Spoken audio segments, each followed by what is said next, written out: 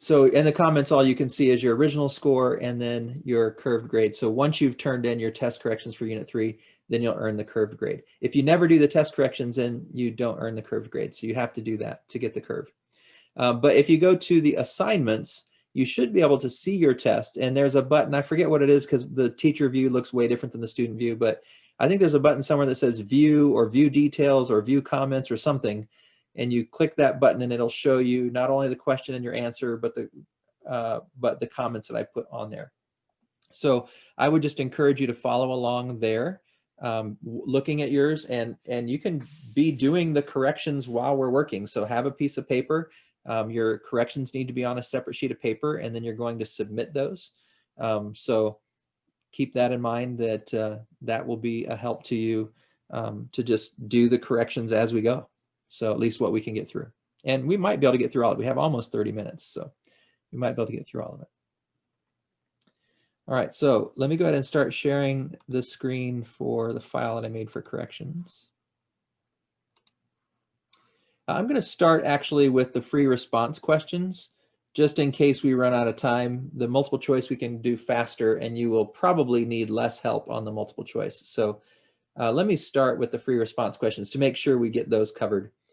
So I'm looking at this free response question, and it is, I'm not going to spend much time on this one because this is pretty straightforward. We got a football accelerating at a rate of 2 meters per second every second. So that's our A. If they start from rest, that means our VO is 0. How long? What is the time? That's what we're solving for T. To travel 16 meters, that's our delta X. So these are the variables I'm looking for. I'm wanting time. And so this is the equation that makes most sense to me. Delta X, we know. VOT is basically cancels out because it starts from rest, so the initial velocity is 0. We know the acceleration, so we just have to solve for time. So we're just going to plug these in. 2.0 meters per second has 2 sig figs. 16 has 2 sig figs, so the answer should be 4.0 seconds. So here is the list of variables. 2 meters per second, initial velocity 0, times what we're looking for. Delta X is 16 meters. Here's the equation. Solve for T squared, and then substitute, and you get 4.0 seconds. So hopefully that makes sense for that question on the test, number 11. I'm not sure why this says number 14 here.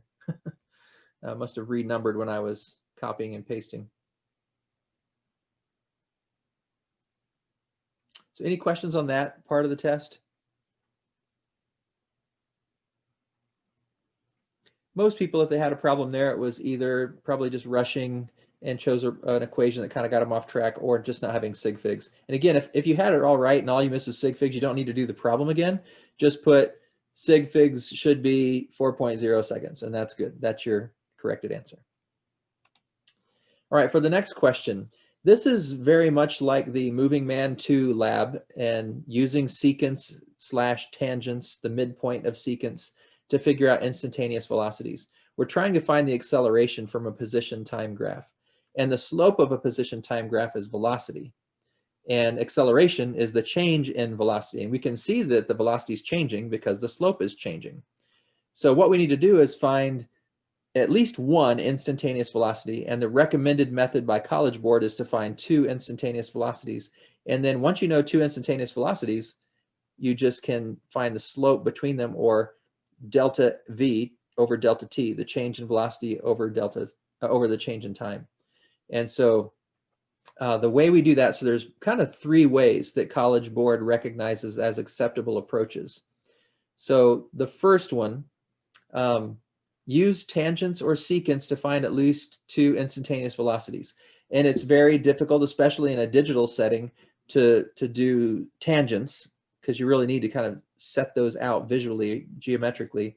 But secants aren't hard at all. You just got to pick 2 points and find the slope between them. And that's a secant. And the thing about a secant is, if I know, for instance, that I found a secant between 1 second and 2 seconds, the midpoint of that is 1.5. So the slope of my secant is the average velocity from 1 second to 2 seconds, but it's also the instantaneous velocity at the midpoint at 1.5 seconds. And so question they about award that. question. Yeah, for secants, if you do that midpoint thing, does that only work on quadratic functions or does it work on any graph? It has to be a constant acceleration, but in physics, that's the only kind of acceleration we're dealing with. Okay, thank So you. for our purposes, it will always work. Now that won't always be true forever in physics because you can also have a changing acceleration, but that's beyond the scope of first year physics in college. So, all right. So whatever, you can choose any points. You can choose any 2 points to find a secant. And if you just choose 4 points and you find 2 secants, figure out what their midpoints are, and that is 2 instantaneous velocities. The midpoints tell you the 2 times. So then you just take delta v over delta t, the change in velocity over the change in time, to find the acceleration. And you should find about negative 16 meters per second per second. Now, depending on how you estimated some of these values, they accept anywhere between 15 and 17 if your work is correct. Now, you could get between 15 and 17 if you just get lucky and pick numbers that work, even if you used a poor method. For instance, a lot of students used average velocities and even said they were average velocities, but average velocities can't be used. So they've said like the average velocity between 1 and 2 seconds is this, and then they put it in the equation as the average velocity at 1 second. But it's not the average velocity at 1 second. It's not the instantaneous velocity at 1 second. It's the instantaneous velocity at 1.5. An average is over a time span, and we need instantaneous velocity. So it had to be very clear to earn those 6 points how you did that. And then your equation had to be proper with correct setup for the last 3 as well.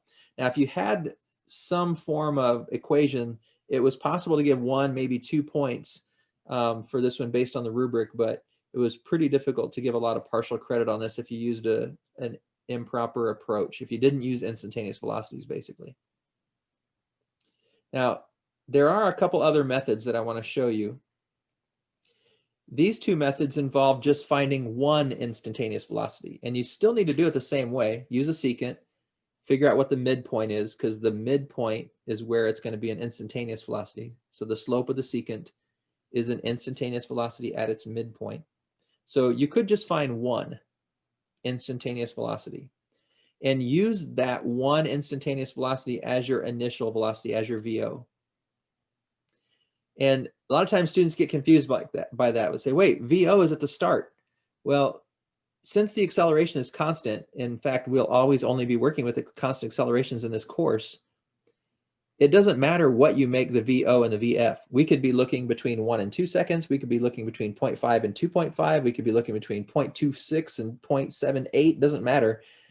We can pick anything to be our initial and our final. We're just looking at it at any given time frame. So it doesn't have to literally be at the start of the graph. And so we just choose an instantaneous velocity anywhere on the graph and say, I'm going to say that's my VO. And then I'm going to compare that to some other position on the graph.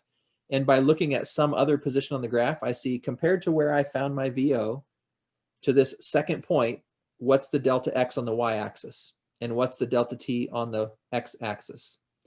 And then plugging it into the second kinematics equation, whatever your second point gave you for the delta X, plug that in for delta X. Whatever you found as the instantaneous velocity, put that in for your VO. Whatever you measured as your second point, whatever time frame that was, plug that in for your 2 T's, and then solve for A. So that is an alternate method. And then the other alternate method is really similar. Again, use a secant and then the midpoint to find a single instantaneous velocity. But instead of making it your VO, make it your VF. Because again, it doesn't matter. You can use any time span because it's constant velocity or constant acceleration. And then find another point, doesn't matter where that point is, and consider the delta X between the point you chose for your instantaneous velocity and whatever second point you chose. Find the delta T for that same point, and then plug it into the average velocity relationship, which is delta X over delta T equals VF plus VO over 2. Because you know delta X and delta T from the graph, you selected VF as the one you found an instantaneous velocity for. So then you can find the initial velocity. And then once you found the initial velocity, compare that with your final velocity that was your instantaneous, and divide that by the time frame to get the acceleration. So that's probably the most complicated in terms of thinking through all the relationships. Not very many students come up with that method. Quite a few do this, the alternate one, but most students, because it's what we did in lab, most students use this method. So any questions about that free response? The key is using a tangent, or sorry, using a secant and finding the midpoint so you know an instantaneous velocity. You have to get instantaneous velocities.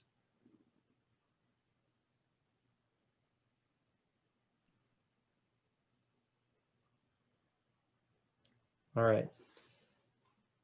Let's go on to the last FRQ. So normally I don't spill the beans as much on the FRQ question as I did on this one. But here we've got a car stopped at a traffic light. The light turns green at time 0. The car starts moving and travels forward at a constant acceleration. In that instant, a truck traveling at a constant forward velocity is alongside the car. So maybe the driver of the car was playing on their phone and didn't notice it turned green, and here comes the truck going by with the cruise set. Then, oh, they go and they end up starting at the exact same time, but the car is starting from motionless and the truck already has its constant velocity.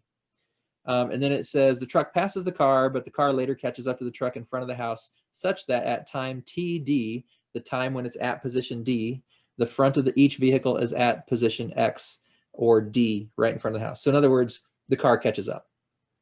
Describe the position time graphs for both. Describe the velocity time graphs for both. So here's how I spilled the beans. This is exactly the same problem we did in class, but we said it was a motorcycle in a car. Right? When we did it in class, it's exactly the same scenario. But in the test question, the car that we talked about became the truck and the motorcycle became the car. Other than that, it was exactly the same scenario. In fact, I even asked in class, have any of you ever seen that? Like a car blows by and you just get started? Like, so it was exactly the same scenario. So if you caught that and you were thinking through what we did in class, these two graphs we created together in class are the answer, basically. Your position time graph, it should just be, instead of car here, the red one's the truck. And blue, instead of motorcycle, the blue one's the car. That's the only difference. The shape is exactly the same. They both start at the origin. The truck has a constant positive velocity. This red line would be the truck. I can change it to truck so it's less confusing. So it was the car when we did it in class. And then this is the car. It was the motorcycle when we did it in class. And then the lines are going to intersect. Their positions are the same when time is at D and position is at D. And the car's velocity is going to be increasing starting at the origin. For the velocity time graphs, the truck has a constant velocity, so it's just a horizontal line with a positive y-intercept. And the car starts at the origin and has a positive constant velocity, positive constant slope. They intersect at the midpoint because it's going to have to go, because it's at a constant acceleration, it has to go slower for half the time and faster for half the time to end up at the same place. Since if it had a changing acceleration, that wouldn't have to be true. But since the acceleration is constant, it has to be half the time slower and half the time faster. So that's what your graph should look like. Now, you obviously have to explain it in words, but that's what they should look like. Then the next part of the question, well, first, any questions about the graphs?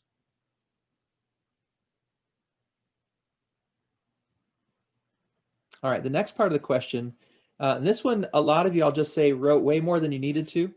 The question says, 2 students are discussing how the speed of the car compares to the speed of the truck when both vehicles are in front of the house.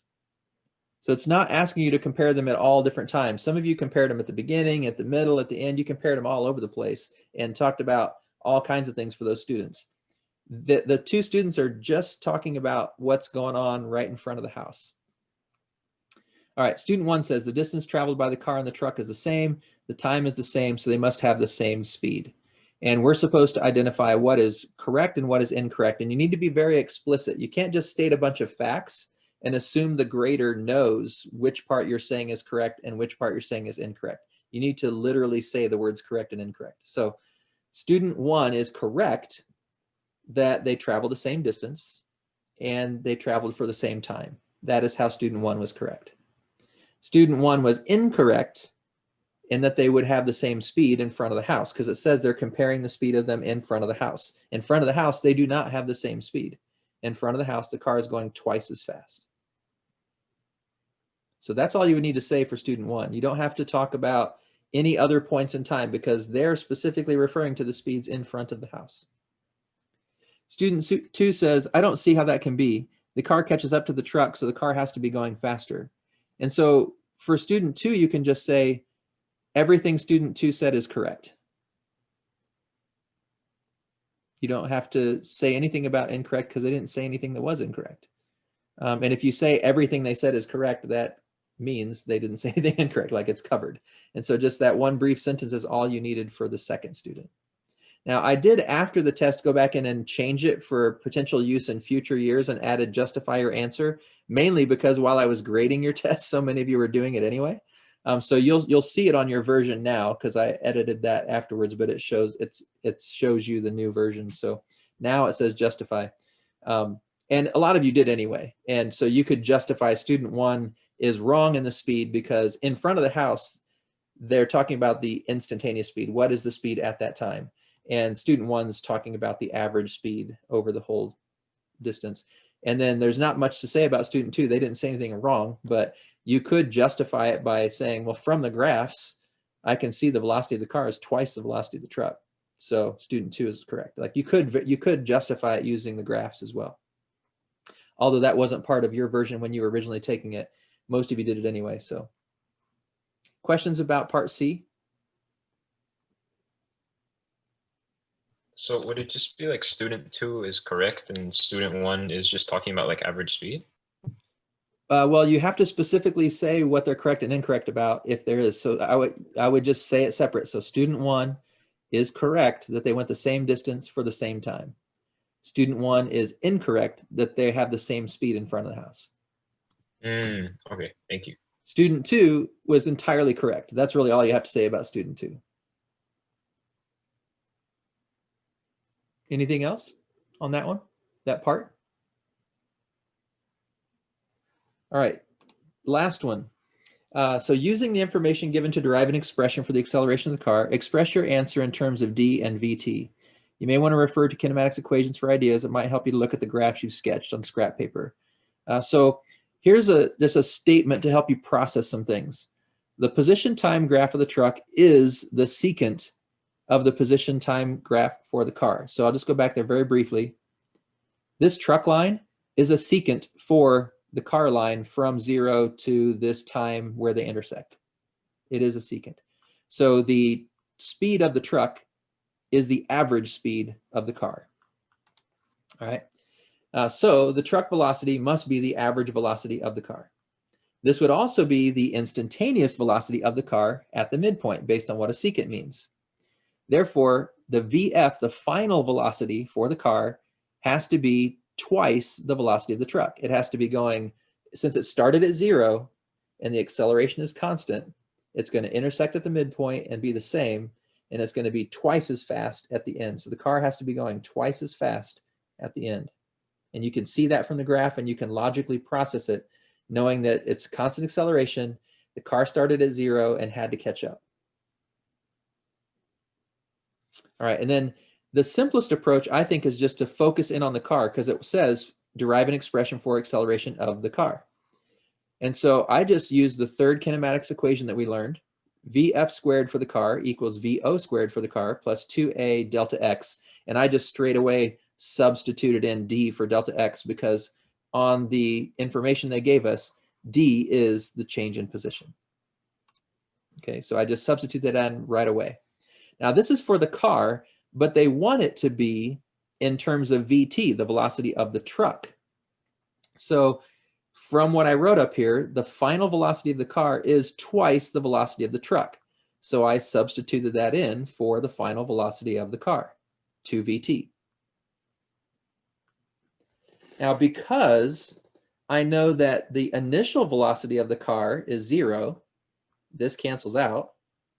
And so this statement becomes 2vt squared equals 2ad. And now it's in terms of vt and it's in terms of d. I have both the variables they asked me for. Now I just have to solve it for a using algebra. So I'm going to square this to make it 4vt squared, divide by 2d, simplify, and my acceleration is 2vt squared over d. So that is, I think, the most straightforward way to substitute d into this kinematics equation, to substitute double the truck's velocity in for the final velocity of the car, and now you have it in terms of both variables that they've asked about. I'm going to show you another approach that I don't think is quite as simple, but I want you to see that there's multiple ways to go about this. So an alternate approach. Using the second kinematics equation for both. We know that d, or delta x, is the same for both. They want the same displacement. For the car, it had an initial velocity of 0, so this part of the second kinematics equation cancels out, and it's just x equals 1/2 at squared for the car. For the truck, it wasn't accelerating, so the 1/2 at squared cancels out, and it's just initial velocity times time. So now I have two equations that are pretty simple, and they are both equal to the same variable, so I can set them equal to each other. 1/2 at squared for the car equals v sub t times time for the truck. Now, the limitation of this approach, or the difficulty of this approach, is I have my vt in here, but I don't have the d anywhere in this equation. So I'm going to have to figure out a way to get d into this equation. But first, I would simplify this a little bit more. So I would rewrite this for a, just using algebra, and you get a equals 2vt times t over t squared.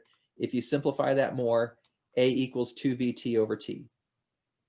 But we have to figure out a way to get the d into this equation because there's no d yet.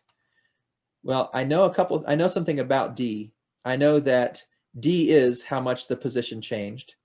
And for the truck, since it wasn't accelerating, that is just velocity of the truck times time.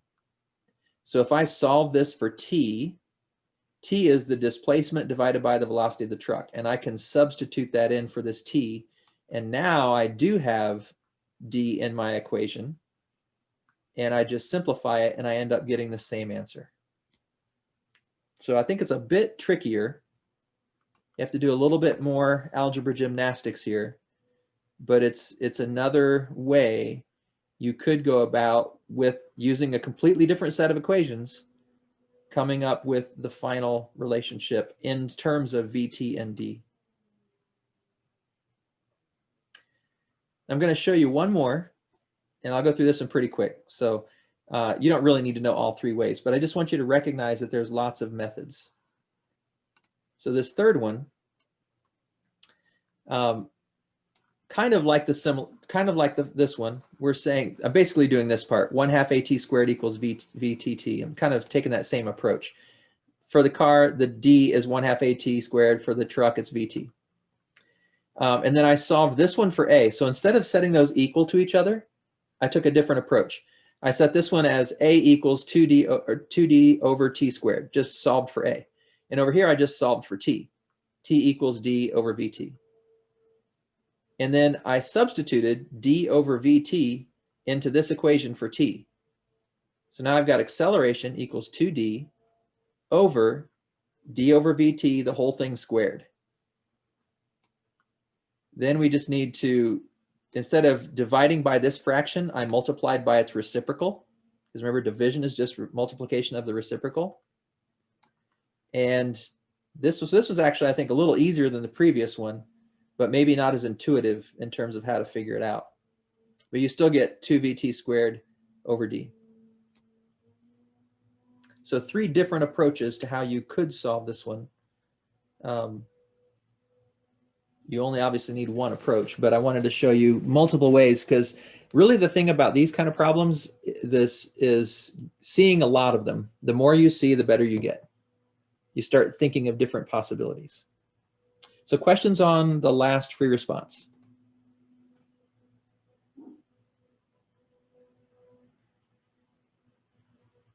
All right. let's start going through the multiple choice. We only have about 4 minutes, so I don't know if we'll get through all of them, but we'll get through a fair bit. And then when we get to time to dismiss, if some of you want to stick around, I'll just do all of them. It'll take me less than 10 minutes, but if some of you need to go, that's fine too. So let's at least see what we can get done here in these last few minutes. First question, the cart rolling freely on an inclined ramp with a constant acceleration of negative 0.5 meters per second squared. At time 0, the cart has a 2 meters per second velocity in the positive direction. So that's my VO. If the cart never leaves the ramp, which of the following statements correctly describes the motion of the cart at a time greater than 5 seconds? So I would just figure out what it is at 5 seconds and then try to see what that makes sense later. So what is my final velocity at 5 seconds? Well, my initial is going to be 2 meters per second. My acceleration is negative 0.5 meters per second squared. And I just plug in 5 and see, well, what is it at 5? And so if you find it at 5 seconds, you find that it is actually negative 0.5 meters per second, which means at 5 seconds, it's already switched directions and is now going backward. And if it's going in the negative direction and the acceleration is also negative, when both of those things are negative, that makes it speed up just in the negative direction. Whenever the signs for velocity and acceleration are the same, it speeds it up. So at 5 seconds, it's going to have a negative 0.5 meter per second velocity, and its acceleration is negative 0.5 meters per second squared. Since they're both negative, it's going to be moving in the backward direction and speeding up at the same time. So that's why D is the correct answer. For number 2, an object's velocity as a function of time is given in the graph. Which of the following statements is true? So A, the object is not moving from 4 seconds to 10 seconds. Well, from 4 to 10 seconds, it has a velocity of 10. So if it has a velocity of 10, it can't not be moving. So that's false. C, the object, so we'll skip B for now. C, the object is slowing down from 14 seconds to 16 seconds. So that's right here. And it is going from 0 to negative 5. So it's not slowing down, it's actually speeding up. It just is going backwards. So that is false. D, the average acceleration of the object from 0 to 4 is different from the acceleration from 34 to 36 seconds. Well, from 0 to 4, this is the slope, which would be the acceleration. And from 34 to 36, this is the slope, which would be the acceleration. They both have the same slope, therefore they have the same acceleration, not different. So that is also false. You can prove B is the same. You can prove B is true by finding the area under the curve. The area here is plus 100. The area here is minus 100. So it went 100 meters forward and 100 meters back. So it does indeed end up right where it started. So that is number 2. Number 3. 2 identical spaceships traveling deep in space, far from other planets or stars, so there's no gravitational force.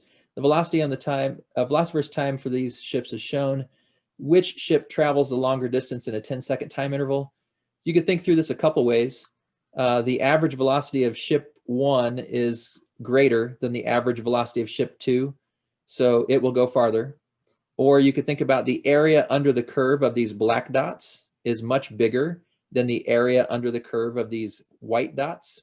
So either way, ship 1 is going to have a larger distance traveled. And then number 4, at 10 seconds, the ships, fill in the blank. Well, at 10 seconds, they're in the same velocity. They both have 8,005 meters per second as their velocity. So it says pass one another as they move in opposite directions. Well, it looks like they're moving in the same direction because they both have positive velocities, but we don't really know anything about position precisely from a velocity time graph. So we can't really say whether A is true or false, probably, but it doesn't seem to be likely. B, will have traveled approximately the same distance. Well, we just proved in 3 that they don't. Ship A has a much larger area under the curve than, or sorry, ship 1 has a much larger area under the curve than ship 2, so that can't be true. And then we'll skip C for now. D, are traveling with approximately the same speed but different velocity. Well, their velocity is the same. It's 8,005, so that's not true. So C has to be true. Are traveling approximately the same speed and the same velocity. Well, as long as they're traveling in a straight line, their speed would just be the absolute value of their velocity. So that seems logical, and it's the only one that's possibly true. The others all have something that either can't be known or is directly false. All right, so we are out of time. I will continue to go through this last part here. I'll go through these. If you need to go, you're dismissed. If you'd like to stick around and watch the answer to these last 6 questions, I'll explain them. It'll take maybe 3 or 4 minutes. You're welcome to stick around, but if you need to go, you can be dismissed. I am recording this, so I will post it on Axis if you just need to go and you can look at it later. Or not on Axis, on my YouTube channel. And there's a link for the YouTube channel on the bulletin board of Axis. So if you're sticking around, great. If you need to go, have a great day. But for those that are sticking around, let's talk through these. Thank you, Mr. Webb. You're welcome. So consider the position time graphs for A and B on the right. Select from the options. So A is greater, B is greater, they're the same, or you need more information. So I added these numbers just to make it more logical for me to process. I put the 10, the 0, the 6, and the 4. It doesn't really matter what the scale is. I just made it numbers easy to work with. So displacement from 0 to 5 seconds. So that's from the beginning to where they intersect. Well, they started at the same position and they end at the same position, so they're going to have the same displacement, which is C. 6, displacement from 2.5 seconds to 5. So now it's from this dashed line to this dashed line. Well, object A is only this far along and has to end up in the same position. Object B is further along and ends up in the same position. So object A has to cover more ground than object B from this to this. So A is the answer there. 7, average velocity from 0 to 5. Well, we said in 5 they have the same displacement and it's the same time. So their average has to be the same as well. So also C, they're both the same. And then average velocity from 0 to 2.5. Well, the slope of this line for B is greater than it is for object A.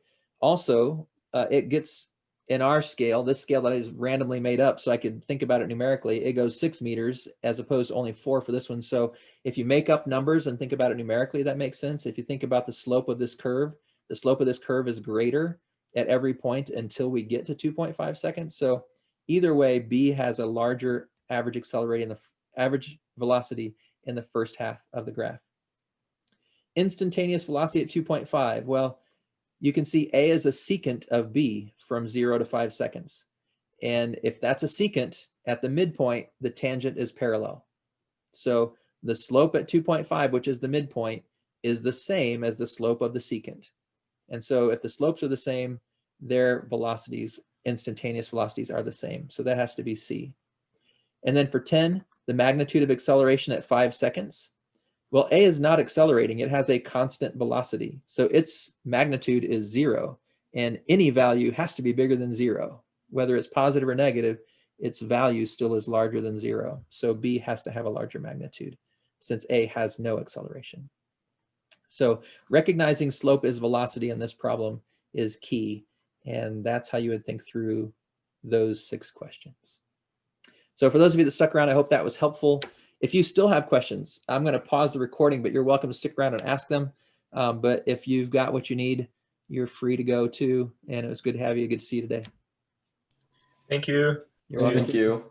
I have a question about my like test specifically. Mhm.